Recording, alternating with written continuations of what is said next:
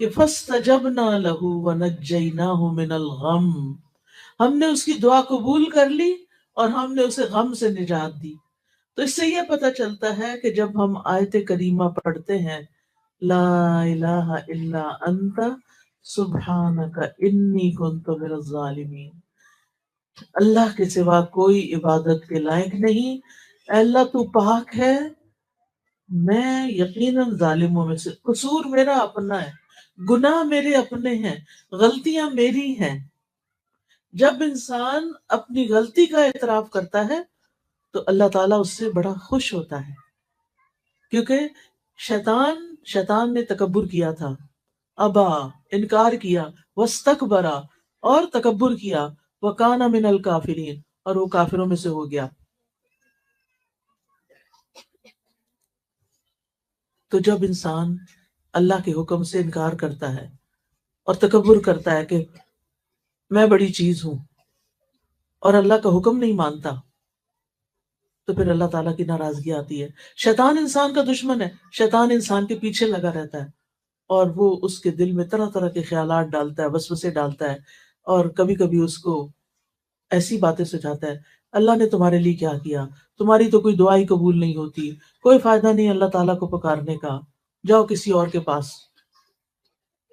لیکن ہم دیکھتے ہیں کہ کس طرح اللہ سبحانہ وتعالیٰ نے اس دعا کی بدولت یونس علیہ السلام کو معاف فرما دیا اور یونس علیہ السلام کو غم سے نجات دی، اور ساتھ ہی خوشخبری دی کہ اور سارے مومنوں کو بھی ہم ایسے ہی نجات دیتے ہیں۔ یعنی مطلب کیا تھا کہ اگر کوئی شخص کسی تکلیف اور غم اور مصیبت کے وقت یہ دعا پڑھتا ہے تو اللہ تعالیٰ اس کی تکلیف کو دور کر دیتے ہیں۔ سب کو آتا ہے یہ آیت کریمہ؟ سنائے مجھے۔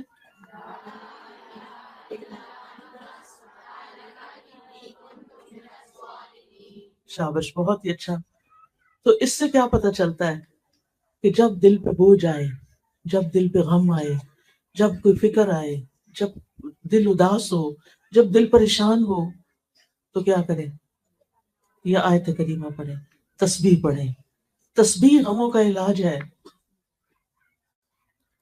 آپ دیکھیں یہاں بھی وہ کیا کہتے ہیں، سبحانک، تو پاک ہے، اللہ تیرا کوئی قصور نہیں، غلطی میری اپنی ہے، تو پاک ہے، تو ظلم نہیں کرتا، تو کسی پہ زیادتی نہیں کرتا، تو سب کا مولا ہے، تو سب پہ رحم فرماتا ہے، غلطی میری اپنی۔ آپ دیکھیں کہ آدم علیہ السلام نے جب شیطان کے بہکاوے میں آ کے اس درخت کا پھل کھا لیا تھا جس سے منع کیا گیا تھا، تو پھر کیا ہوا؟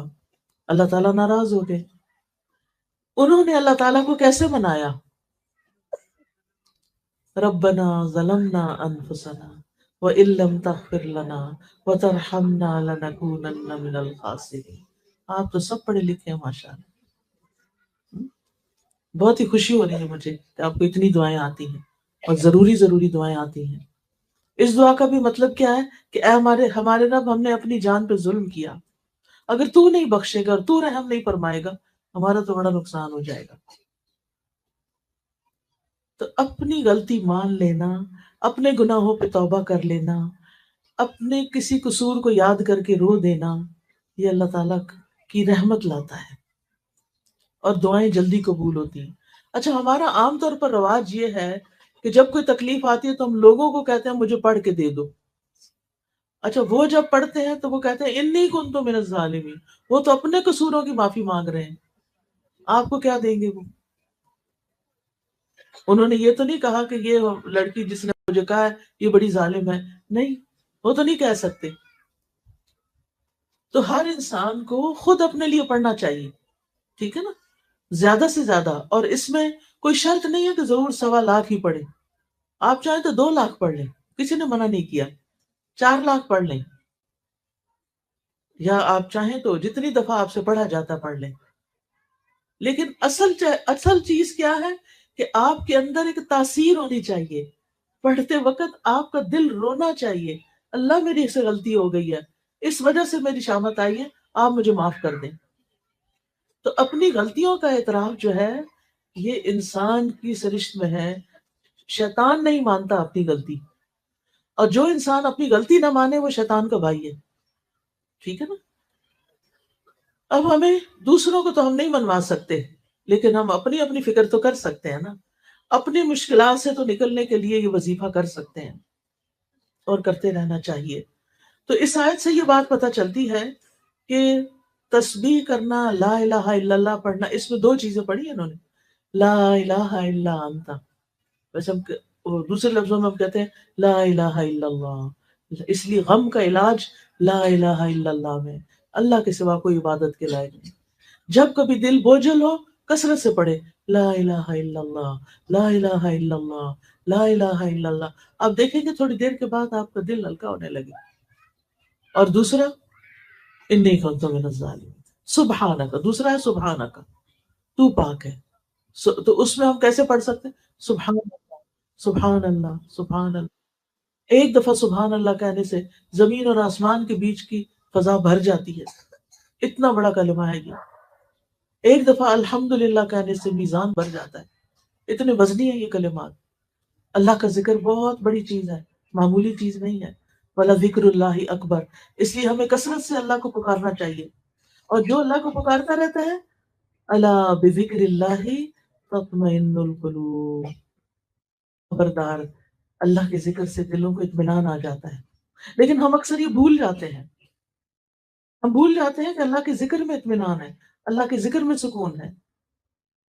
تو اللہ سبحانہ وتعالیٰ کو ہر حال میں یاد کرتے رہے، اور تسبیح پڑھتے رہیں، اور لا الہ الا اللہ توحید کا اقرار کرتے رہیں۔ اس دعا کے بارے میں نبی صلی اللہ علیہ وسلم نے فرمایا، یونس علیہ السلام ذوالنون کی دعا جب وہ مچھلی کے پیٹ میں تھے، یعنی لا الہ الا انت سبحانک انی کنت من الظالمین، جب بھی کوئی مسلمان کسی معاملے میں ان الفاظ کے ساتھ اپنے رب سے دعا کرے، اس کی دعا ضرور قبول ہوگی۔ یعنی اگر آپ کی کوئی اور دعائیں بھی ہیں، کوئی حاجتیں ہیں، تو یہ تسبیح پڑھ کے ایک دفعہ پڑھے، دو دفعہ پڑھے، تین دفعہ، پانچ دفعہ، جتنا آپ کے پاس ٹائم ہے، یا دعا مانگنے سے پہلے آپ پڑھ لیں اور پھر اپنی دعا کریں۔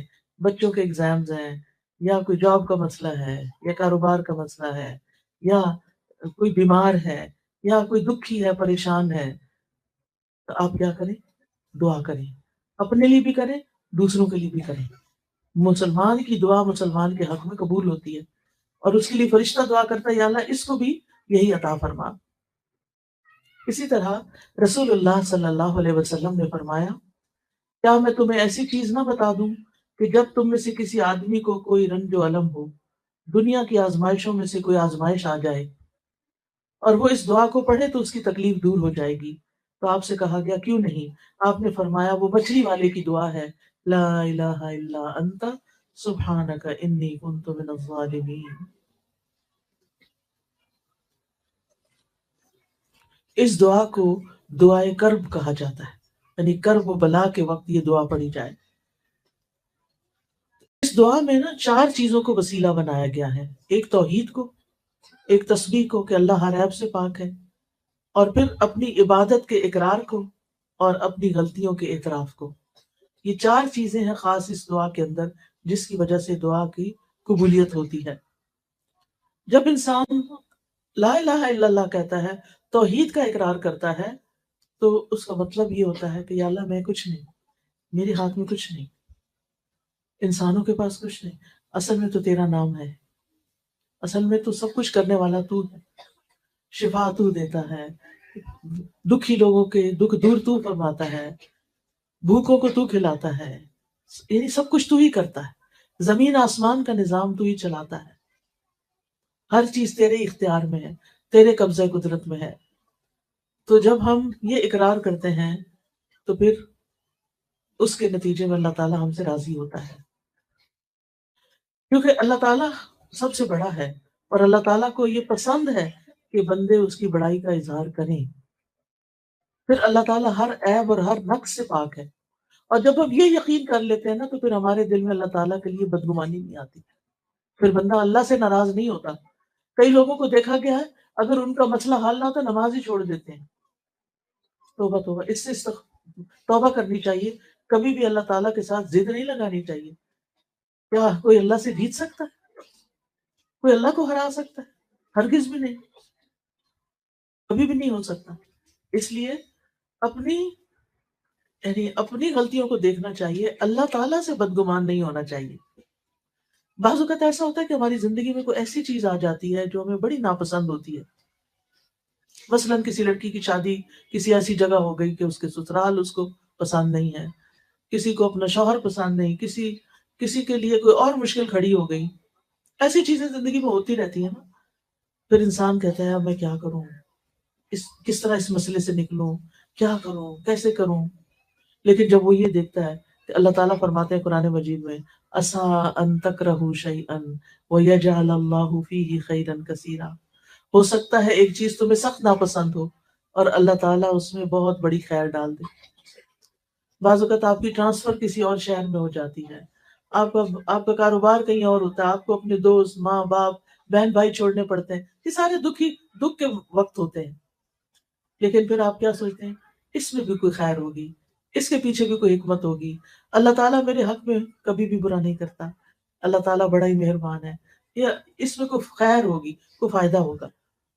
اور بعض سلف صالحین کہتے ہیں کہ ایک میرا فیصلہ ہوتا ہے اور ایک اللہ کا فیصلہ ہوتا ہے، نافذ تو اللہ کا فیصلہ ہوتا ہے، جب وہ اللہ کا فیصلہ نافذ ہو جاتا ہے اور وہ میری مرضی کے خلاف بھی ہوتا ہے تو تب بھی میں خوش ہوتا ہوں، میں کہتا ہوں میرا رب مجھ سے زیادہ جانتا ہے، میرے حق میں کیا بہتر تھا اس کو زیادہ پتا ہے۔ مثلا آپ کو بیٹے کی بڑی خواہش ہے اور بیٹی پیدا ہو جاتی، کتنا دکھ لگ جاتا ہے لوگوں کو، بعض لوگ تو بیٹی دیکھتے بھی نہیں ہیں، عید ہی کو جا کے دے دیتے ہیں یا مار ڈالتے ہیں یا پھینک دیتے ہیں، ایسے بھی واقعات ملتے ہیں، یا بیوی کو گھر سے نکال دیتے ہیں حالانکہ اس میں بیوی کا کوئی قصور نہیں، وہ تو اللہ کا فیصلہ ہے نا، جس کو چاہے بیٹے دے، جس کو چاہے بیٹیاں دے، جس کو چاہے دونوں دے، جس کو چاہے کچھ بھی نہ دے، یہ تو اللہ کا فیصلہ ہے، یہ تو اس کو پتا ہے کہ کس کے ساتھ کیسا معاملہ کرنا ہے۔